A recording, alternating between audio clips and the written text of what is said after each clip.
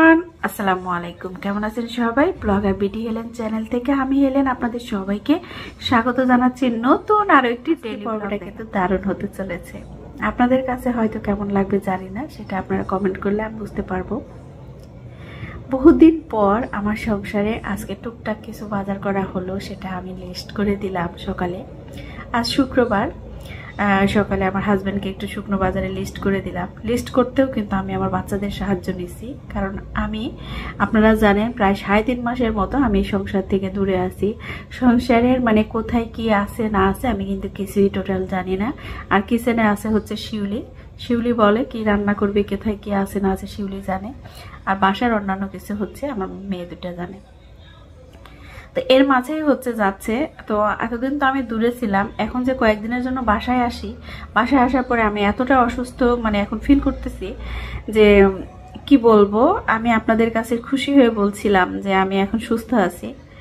তো বলতে আমার কষ্ট হচ্ছে যে কার নজর যে কিভাবে আমার উপর পড়লো জানি না, যে সেই নজরের জন্য আবার আমি এতটা অসুস্থ হয়ে পড়লাম। সেটা হচ্ছে আমার সামান্য গলাতে খুশখুশি কাশ, আর এই কাশটা এতটা পরিমাণে হয় যখন ওঠে তখন মনে হয় আমি একদম মাথা ব্যথা, গলা ব্যথা, বুক ব্যথা সব শুরু হয়ে যায়। আবার যখন কাশটা শেষ হয়ে যায় তখন একদম আমি সুস্থ। এই যে আমার সাথে কথা দেখতেছে, আমি যে কথা বলতেছি কোনোভাবে কিন্তু বোঝা যাচ্ছে না যে আমি একটু আগে কেশে টেসে একবারে মানে খুবই মানে চোখ দিয়ে পানি পড়ে, চোখ দিয়ে একটু বুঝতে যাচ্ছে কিনা জানি না, চোখ দিয়ে কিন্তু পানি পড়ে, চোখ দিয়ে নাক দিয়ে পানি পড়ে, এরকম অবস্থা হয়।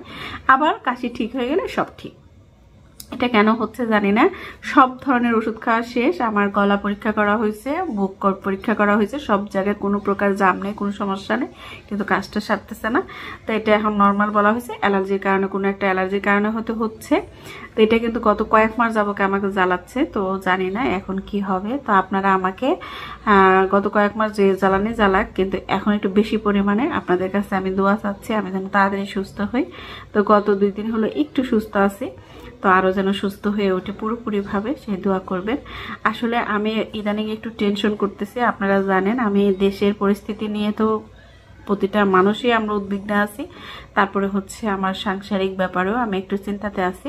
তো এইসব কারণে হয়তো এরকম হচ্ছে জানি না। তো আমার জন্য সবাই দোয়া করবেন।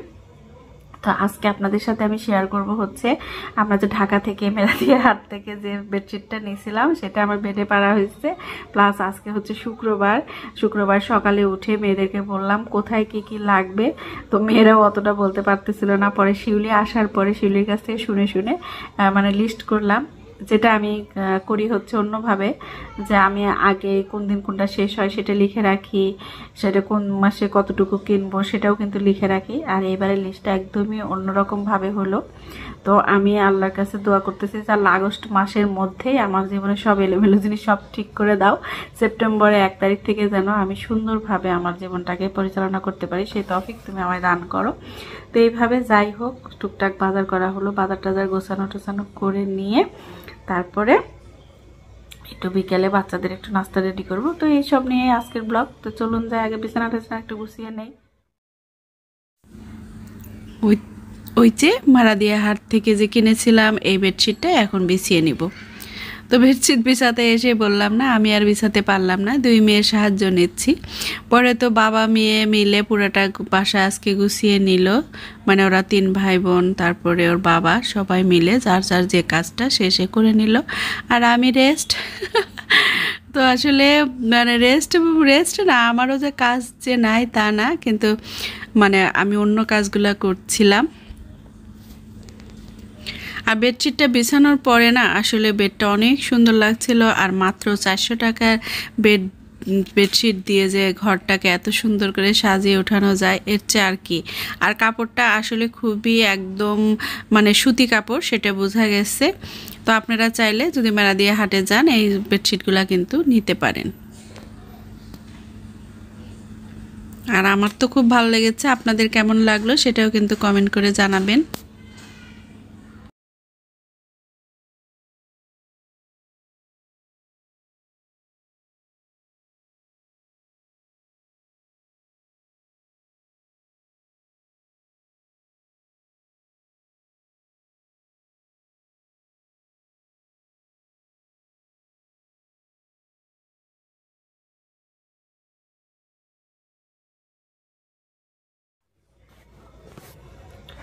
তো বিছানা গোছাতে গিয়ে আমি তো একটা ঝাড়ু দেওয়ার সাথে সাথে আমার কাশি শুরু হয়ে গেল। পরে আর আমি বিছানা গোছালাম না, আমার 2 মেয়ে বিছানা পুরো ওটা, কারণ বেডশিট যেদিন উঠানো হয় সেদিন কিন্তু পুরো বেডটাকে আমি জানেন আপনারা পুরোটা সুন্দরভাবে ক্লিন করি। তো সুন্দরভাবে ক্লিন করার কারণে একটু ধুলোমেলা তো আছে, তো ওই জন্য হয়তো কাশি হচ্ছিল। তো পরে আর আমি ওগুলো কিছু করি না। বাজারটাও আসলো, বাজারে কোনো কাজই আমার হাজব্যান্ডও করতে দিল না, বলে থাক তোমার মাকে কিচ্ছু করতে হবে না, আমরা সবাই মিলে করি। তো সবাই মিলে ঘরের কাজ করলো। তো এই তো বাজার চলে আসতে, আসলে বাজার আসার পরেও দেখলাম অনেক কিছু সেভাবে নেওয়া হয়নি। তো বাচ্চারা মাশাআল্লাহ অনেক কিছু শিখে গেছে, যেটা আমি চাচ্ছিলাম। আমার 2 মেয়ে কিন্তু সংসারে এইসব কাজ সম্পর্কে একদমই আনাড়ি ছিল। তো আলহামদুলিল্লাহ এখন বেশ, যেহেতু ওদের একা একাই ওদেরকে দেশের বাইরে অন্তত চলতে হবে, তো এই সময় নিজেরা অনেক কিছু বুঝিয়ে নিয়েছে বা চলা শিখে গেছে। তো সেটা আলহামদুলিল্লাহ। এখন একটু বাজার করা শিখলেই কিন্তু অনেকটাই হবে।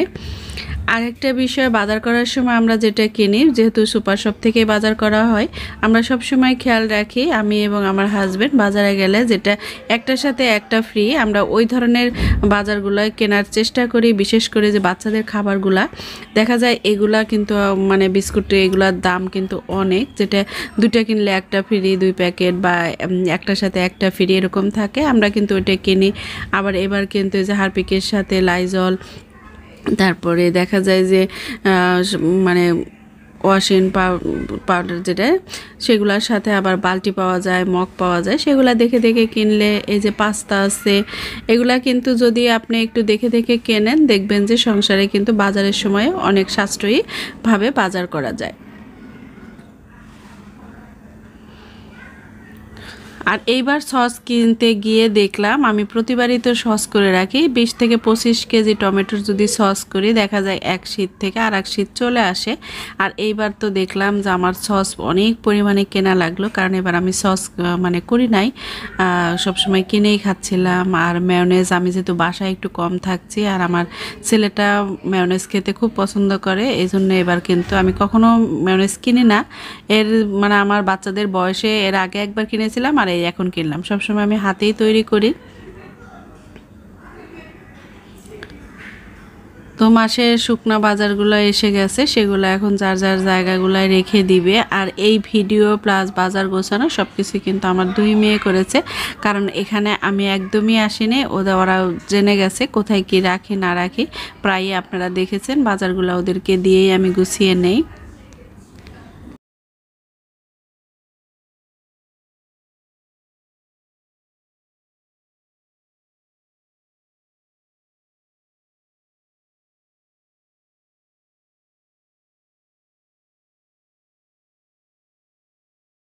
আর বিকেলে গিয়ে আমি একটু নাস্তা রেডি করলাম, যেহেতু শুক্রবার আছে, শুক্রবার বিকেলটা একটু বাইরে।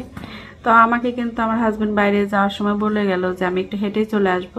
পরে সে হেঁটে আসে নাই, সরাসরি সে কিন্তু আমাদের জন্য নাস্তা নিয়ে আসছে। তো সেই নাস্তাও খাওয়ালো, কিন্তু আমার নাস্তাটা আমি করলাম, আমারটা আমরা খেয়ে নিলাম। আর পরে হচ্ছে আমরা মুভি দেখতে দেখতে আমার হাজবেন্ড যেটা নিয়ে আসছে সেটা মিলে আমরা খেয়েছি। তো চলুন আজকে বিকেলে আমি কি করলাম।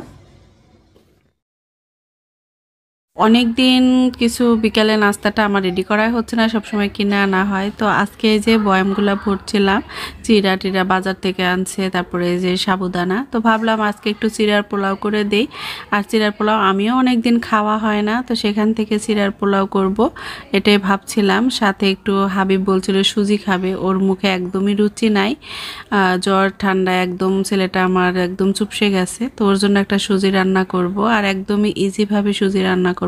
আজকে সুজিটা ভেজেও রান্না করব না, কাঁচা সুজি রান্না করে দিব, শুধু দুধের সাথে একটু মিশিয়ে। আর ওর একদম কোনো কিছুই খেতে পছন্দ করে না, সুজির সাথে দেখলাম সেদিন ঘি দিয়ে রান্না করে দিছি, সেটাও খাইলো না। তো আজকে শুধু যে চিনি, দুধ আর হচ্ছে একটু সামান্য লবণ দিয়ে একবারে চুলায় বসিয়ে দিয়ে রান্নাটা করব।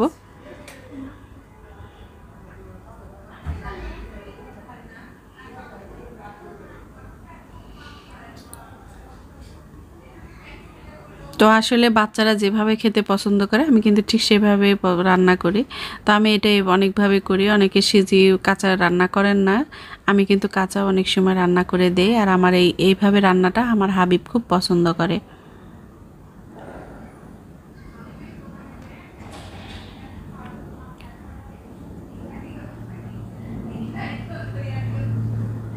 তোকে সুজি রান্না করে খেতে দিয়ে চলে আসলাম হচ্ছে আমি চিড়ার পোলাওটা করব। আর চিড়ার পোলাও তো এর আগে আমি সুন্দরভাবে আপনার সাথে রেসিপি শেয়ার করেছি, আজকে আর পুরো রেসিপি শেয়ার করলাম না। কারি পাতা তারপর ফোড়ন হিসেবে ব্যবহার করেছি, বলে দিচ্ছি একটু। কারি পাতা আর লাল সরিষা আর সামান্য পেঁয়াজ আর একটা কাঁচামরিচ তো দিয়ে তারপরে কিন্তু এর ভিতরে দিয়ে দিলাম হচ্ছে বাদাম ভাজি করে। আমি একবারে বয়ামে রেখে দিই, কারণ আমার এই বাদাম ভাজিটা আমরা প্রচুর পরিমাণে খাই, তো এই জন্য বাদাম ভাজি বেশি করে দিয়ে দিলাম। এইভাবে চিড়ার পোলাও বা সাবুদানার পোলাও আমার ঘরে খুবই চলে, এটা আপনারা জানেন। আমি কিন্তু সুজি দিয়েও করি।